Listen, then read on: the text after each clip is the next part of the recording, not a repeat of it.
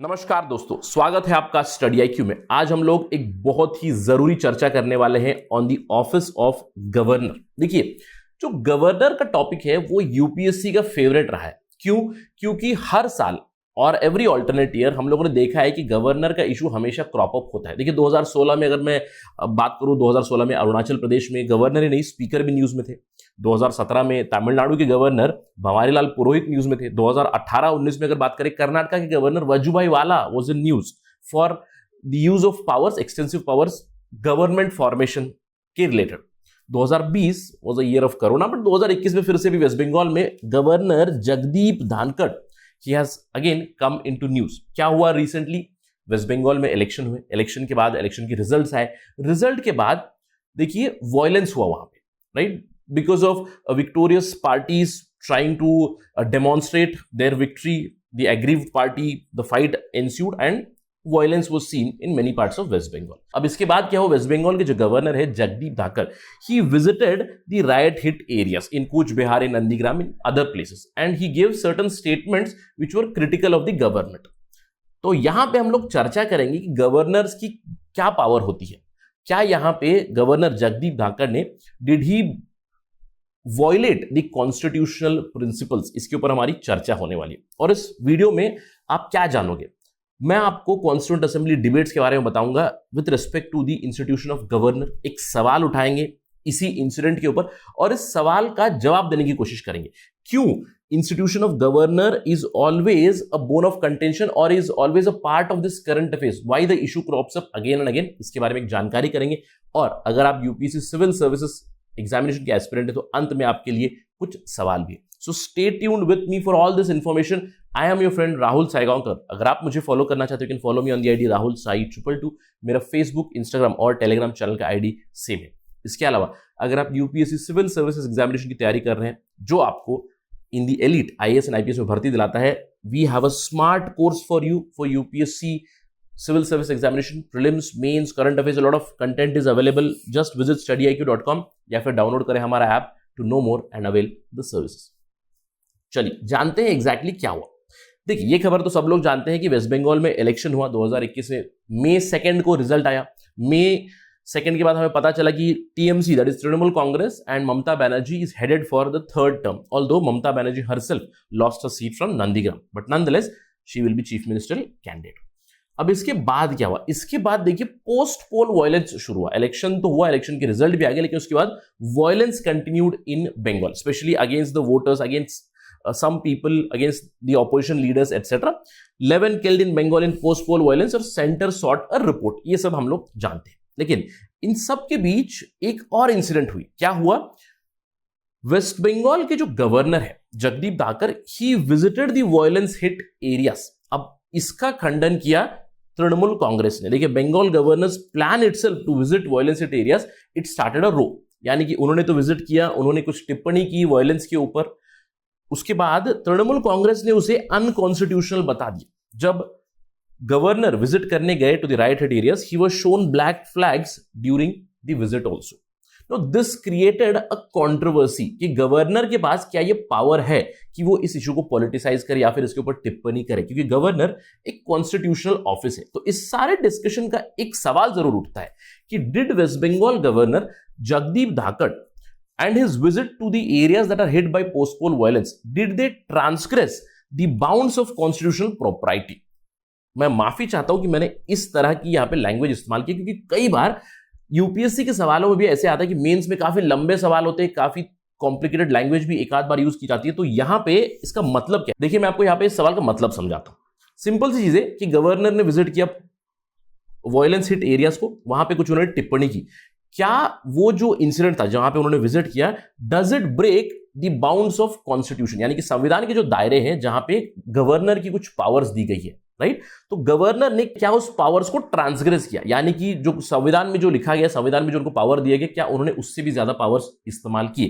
तो यहां पे हम लोग इस चीज की विश्लेषण करेंगे। अब इस सवाल का अगर हमें जवाब जानना है तो ये कहां मिलेगा? देखिए, ये हमें मिलेगा 1950 में, जब कॉन्स्टिट्यूएंट असेंबली डिबेट्स हुई थी। बेसिकली 1947 टू 1949 जहां पे कॉन्स्टिट्यूएंट असेंबली डिबेट्स हुई, और उसके बाद हमारा संविधान बना। कॉन्स्टिट्यूएंट असेंबली में दो एस्पेक्ट्स जो गवर्नर के थे उसको बहुत ज्यादा डिबेट किया गया। देखिए, अगर हम लोग गवर्नर की बात करें, इलेक्शन ऑफ गवर्नर और पावर्स की गवर्नर के ऊपर बहुत ज्यादा डिबेट हुआ। अब क्यों? देखिए, ये जो इंस्टीट्यूशन ऑफ गवर्नर है ये ब्रिटिश टाइम से ही चलता हुआ आ रहा है। हम जानते हैं कि प्रोविंसेस में गवर्नर थे, एक गवर्नर जनरल था सेंटर में, तो ये गवर्नर का जो इंस्टीट्यूशन है ब्रिटिश ने हमें दिया था। अब ब्रिटिश के गवर्नर कैसे थे? वो नॉमिनेटेड थे, उनके पास एक्सटेंसिव पावर्स थी, यानी कि जो प्रोविंशियल लेजिस्लेचर्स थी उसको भी वो लोग ओवरराइड कर सकते, यानी कि decisions of legislature could be overridden by the governor. लेकिन सवाल ये उठा हमारे कॉन्स्टिट्यूएंट असेंबली के सामने कि क्या हम इसी इंस्टीट्यूशन को बरकरार रखेंगे इंडिपेंडेंस के बाद भी? देखिए, ड्राफ्ट कॉन्स्टिट्यूशन की बात करें, यानी कि शुरुआती कॉन्स्टिट्यूशन जो बाबा साहेब अंबेडकर ड्राफ्टिंग कमेटी के चेयरमैन थे, उन्होंने और मेंबर्स ने मिलकर जो गवर्नर का इंस्टीट्यूशन बनाया था वहां पे उन्होंने डायरेक्ट इलेक्शन की बात की थी बेस्ड ऑन यूनिवर्सल अडल्ट सुफ्राज। लेकिन इसको एक्सटेंसिवली डिबेट किया गया, फिर इवेंचुअली जो आज हमारा गवर्नर का इंस्टीट्यूशन है जहां पे governor is appointed by the centre और उनकी कुछ पावर्स डिफाइन की गई है, तो ये फाइनलाइज किया गया। अब सवाल उठता है, ऐसा उन्होंने किया क्यों? देखिए, इसका जवाब आपको मिलेगा। एक कॉन्स्टिट्यूएंट असेंबली के मेंबर है ब्रजेश्वर प्रसाद, जो उन्होंने कॉन्स्टिट्यूएंट असेंबली में कहा these are the classic ideas जिसकी वजह से गवर्नर को अपॉइंट किया जाता है और गवर्नर को कहा जाता है कि ही इज अ लिंचपिन, यानी कि कॉन्टैक्ट लिंक है between states and the centre. देखिए, हम लोग जानते हैं ब्रजेश्वर प्रसाद ने क्या कहा। उन्होंने सबसे पहले एडवोकेट किया ज्यादा पावर्स गवर्नर के लिए। उन्होंने ये कहा कि जो प्रोविंसेस थे उस समय में, जो राज्य थे, वहां पे एबल लीडर्स की कमी है। Clearly, in very clear terms, he said that I feel that there is a dearth of leadership in the provinces. There are no competent leaders. That is why what we need is an appointed governor. Apart from that, he said कि केंद्र सरकार का power ज्यादा होना चाहिए, इसीलिए केंद्र सरकार ही अपॉइंट करेंगे गवर्नर को और वो गवर्नर के एक नॉमिनेटेड पर्सन रहेंगे। क्योंकि इस समय पे ऑल्दो वी डू अंडरस्टैंड कि वो अनडेमोक्रेटिक प्रोसीजर है, लेकिन ये देश के हित में है, ये कहकर कॉन्स्टिट्यूएंट असेंबली ने इवेंचुअली मान लिया कि हम लोग अपॉइंट करेंगे गवर्नर को और उनकी पावर्स कुछ रहेंगी डिफाइंड, वो पावर्स प्रेसिडेंट से भी ज्यादा रहेंगी। देखिए, तब से लेकर अगर हम लोग बात करें, इशू ऑफ गवर्नर जब भी उठता है, मैंने कहा आपको हर साल हर ऑल्टरनेट ईयर ये इशू उठता है। क्यों उठता है? तीन चीजों की वजह से। अपॉइंटमेंट किस तरह से होता है, रिमूवल या ट्रांसफर किस तरह से होता है, और उनकी डिस्क्रिशनरी पावर्स पर। और हमारा जो आज का मुद्दा रहेगा वो इस चीज के ऊपर रहेगा, डिस्क्रिशनरी पावर्स के ऊपर। लेकिन अगर मैं इस चीज के ऊपर बात करूं, अपॉइंटमेंट और ट्रांसफर के ऊपर, देखिए किसे अपॉइंट किया जाता है? नॉर्मली गवर्नमेंट के लॉयल जो पॉलिटिशियंस होते हैं, गवर्नमेंट के लॉयल पर्सनल जो होते हैं, उन्हें अपॉइंट किया जाता है। तो पॉलिटिकल अपॉइंटमेंट होती है, पॉलिटिकल रिमूवल और ट्रांसफर भी होता है। देखिए, पहले तो ऐसा था कि अगर सरकार बदली तो समझ लीजिए राज्यपाल भी बदल ही गए, उनका ट्रांसफर आर्बिट्रेली होता था। लेकिन जब से एसआर बॉम्बई जजमेंट आया तब से this has reduced, although this is not the bone of contention of this particular discussion. आज के डिस्कशन में हम बात करने वाले डिस्क्रिशनरी पावर्स, यानी कि जो जगदीप धाकड़ ने किया कि उन्होंने पोस्ट पोल वायलेंस जो हुई उन एरियाज को विजिट किया और वहां पे उन्होंने कुछ टिप्पणी की, क्या वो उनके पावर्स में आता है या नहीं, इसके बारे में हमारा चर्चा रहेगा। देखिए, अगर हम लोग डिस्क्रिशनरी पावर्स की बात करें, डिस्क्रिशनरी पावर मतलब जो अपनी मर्जी से वो डिसीजन ले सकते हैं,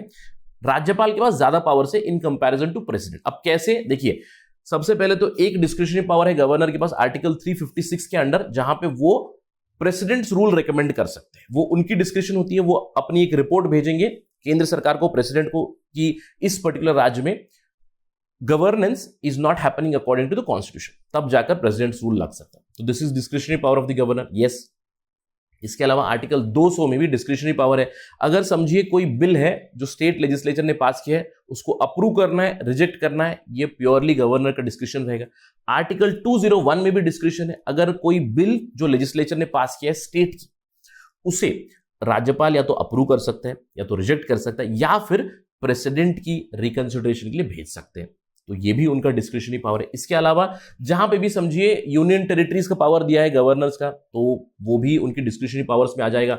या फिर कोई ट्राइबल एरियाज है या फिर शेड्यूल्ड एरियाज है, वहां पे उनको एक्सटेंसिव पावर दी गई। जैसे कि अगर हम लोग शेड्यूल 6 की बात करें, देखिए असम, त्रिपुरा, मेघालय, मिजोरम में स्पेशल पावर्स है गवर्नर्स को, तो वहां पे उनको डिस्क्रिशनरी पावर जरूर यूज करते हैं। अब इसके अलावा उनको और डिस्क्रिशनरी पावर्स कब यूज होती है? देखिए, डिस्क्रिशनरी पावर्स में भी use whenever chief minister has to be appointed. In fact, ये कहता है कि forming the first ministry is a discretion of the governor. और ये इशू बहुत बड़ा प्रॉब्लम है शुरुआती दौर से। अगर मैं आपको एक उदाहरण दूं, देखिए 1952 में ही कुछ इस तरह का सिचुएशन हुआ था मद्रास में, जहां पे गवर्नर ने अपनी डिस्क्रिशनरी पावर यूज करके कांग्रेस की सरकार बनाई थी। और अगर आप 1952 इलेक्शंस के रिजल्ट देखें, मद्रास प्रोविंस में ज्यादा सीटें मिली थी यूनाइटेड डेमोक्रेटिक फ्रंट यानी कि लेफ्ट पार्टीज का जो कॉम्बिनेशन था उनको, लेकिन सरकार बनाने के लिए इनवाइट किया गया कांग्रेस को, सी राजगोपालाचारी जिनके पास 150 के आसपास सीटें थी, उनसे भी ज्यादा सीटें थी कम्युनिस्ट पार्टी के पास, लेकिन उनको बुलाया नहीं गया था। तो ऐसी डिस्क्रिशनरी पावर हमेशा क्रिटिसाइज की गई है, लेकिन इसकी रूल्स एंड रेगुलेशंस बताई गई हैं, although they are not followed in principle. सरकारी कमीशन ने बताया, पंची कमीशन ने बताया, बहुत सी कमीशन ने बताया जरूर, लेकिन let's come back to discussion and talk about appointing the chief minister. यानी कि अगर समझिए इलेक्शन हुआ, वहां पे किसी को क्लियर कट मैंडेट नहीं मिला है, तो किसी एक लीडर को चीफ मिनिस्टर बना सकते हैं और उन्हें कह सकते हैं कि आप अपनी मेजॉरिटी प्रूव करें, और वो मेजॉरिटी कितने दिनों में प्रूव करें ये भी गवर्नर का डिस्क्रिप्शन होता है। इसके अलावा dismissal of council of ministers होता है, यानी कि अगर council of ministers they lose the majority तो उनको डिसमिस करने का डिस्क्रिप्शन भी गवर्नर के पास है। और इसके अलावा जो नए आर्टिकल्स है, आर्टिकल 371 ए से लेकर 371 जे तक special provisions for certain states है, वहां पे इन राज्यपालों को, जो भी इन राज्यों के लिए प्रावधान बने, उनके पास कुछ स्पेशल पावर्स है। तो ये है इन जनरल डिस्क्रिशनरी पावर्स। तो यहां पे ऐसा कोई पावर नहीं आता कि यू कैन विजिट और you can visit the violence areas और गिव सम कमेंट्स, राइट। लेकिन अब डिस्क्रिशनरी पावर ऑफ गवर्नर की जब भी बात आती है, यहां पे इतना ज्यादा पावर्स गवर्नर इस्तेमाल क्यों करते हैं? क्योंकि अगर हम लोग संविधान के आर्टिकल्स की बात करें, देखिए आर्टिकल 163 में डिस्क्रिशनरी पावर्स को बहुत ही वेगली डिफाइन किया गया। सबसे पहले तो आर्टिकल 163 क्लॉज 1 क्या कहता है? Governor shall act on the aid and advice of council of ministers, यानी कि जो स्टेट लेजिस्लेचर रहेगा, स्टेट की मिनिस्ट्री रहेगी, उनकी एडवाइस पे ही काम करना है। लेकिन अगर कहीं डिस्क्रिशन की जरूरत है तो वो डिस्क्रिशन इस्तेमाल कर सकते हैं। अब ये डिस्क्रिशन को किस तरह डिफाइन किया गया आर्टिकल 163(2) में, कि जो डिस्क्रिशन रहेगा वो गवर्नर की मर्जी होती है। देखिए अगर आप यहां पे लैंग्वेज देखिए, इफ एनी मैटर और any question arises whether any matter is a discretion of the governor और नॉट, वो भी डिसाइड करने वाली अथॉरिटी केवल गवर्नर ही है। तो अगर हम लोग कॉन्स्टिट्यूशनली बात करें तो discretionary power of governor is very very extensive, but nonetheless from a constitutional point of view, from a constitutional morality point of view, हम लोग फिर से सवाल पे चलते हैं और बात करते हैं, did waste Bengal governor Jagdeep Dhankhar's visit to post poll areas, does it violate the bounds of constitutional propriety? To certain extent yes, it does violate the bounds of constitutional propriety. अब क्यों, मैं आपको बताता हूं। देखिए पोस्ट पोल वायलेंस हुआ, post election violence हुआ, ये तो गलत ही बात है, किसी भी राज्य में हुआ ये बहुत गलत बात है। लेकिन अगर हम लोग वेस्ट बंगाल की बात करें, वेस्ट बंगाल में स्पेसिफिकली ये बहुत ज्यादा होता आ रहा है। वहां पे कल्चर ही है कि जब भी इलेक्शन होता है उसके बाद वायलेंस होता है। Not just in West Bengal, we can talk about UP, Bihar, many states. But nonetheless अगर वायलेंस हो रहा है तो लॉ एंड ऑर्डर सिचुएशन किसकी जिम्मेवारी है? वो जिम्मेदारी है स्टेट गवर्नमेंट की। तो स्टेट गवर्नमेंट यहां पर रिस्पॉन्सिबल है कि अगर वायलेंस हो रहा है तो उसको रोके। अब सवाल ये उठता है कि स्टेट गवर्नमेंट ही रिजॉर्ट कर रहा है वायलेंस के लिए। यहां पे ये एलिज किया गया था कि वेस्ट बंगाल में जो तृणमूल कांग्रेस गवर्नमेंट है वही स्पॉन्सर कर रही है हमें वायलेंस एटसेट्रा। तो उस केस में भी ये नहीं बनता है कि गवर्नर खुद इस जगह पे जाए और विजिट करे और कुछ टिप्पणी करे। देखिए governor is not a political office, आपको ये जानना है। यहां पे अगर गवर्नर की जगह समझ लीजिए किसी और पॉलिटिशियन ने विजिट किया होता, यानी कि अगर राहुल गांधी ने विजिट किया होता, अगर समझ लीजिए प्राइम मिनिस्टर नरेंद्र मोदी ने विजिट किया होता, या फिर किसी और पार्टी से Arvind Kejriwal, any other politician, if they have visited they would have commented, it would have been pretty fine, because governor's office is not political office, it is a constitutional office. तो constitutional rules क्या कहते हैं कि governor को adhere करना चाहिए कि वो जो कॉन्स्टिट्यूशन में लिखा हुआ है कि आप एडवाइस कीजिएगा सरकार को, आप सरकार से कहिएगा कि यहां पे वायलेंस रोके, या फिर आप एक्सट्रीम केसेस में वार्न भी कर सकते हैं।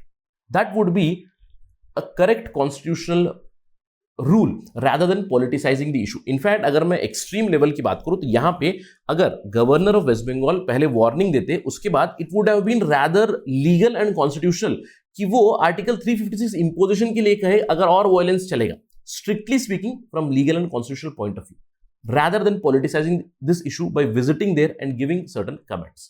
So ये जो issue है, this is an eternal issue for you all the aspirants, क्योंकि गवर्नर का जो ऑफिस है वो हमेशा से ही बहुत ही पॉलिटिसाइज किया गया है। जैसे कि मैंने आपको कहा किन चीजों पर पॉलिटिसाइज किया गया है, अपॉइंटमेंट्स को लेकर पॉलिटिसाइज किया गया, रिमूवल को लेकर पॉलिटिसाइज किया गया, और डिस्क्रिशनरी पावर्स को लेकर पॉलिटिसाइज किया गया है। बिल्कुल तो इस चीज के ऊपर आप नजर रखिएगा. whenever an issue of governor comes up, do prepare very well and let me end my discussion with certain questions for you people.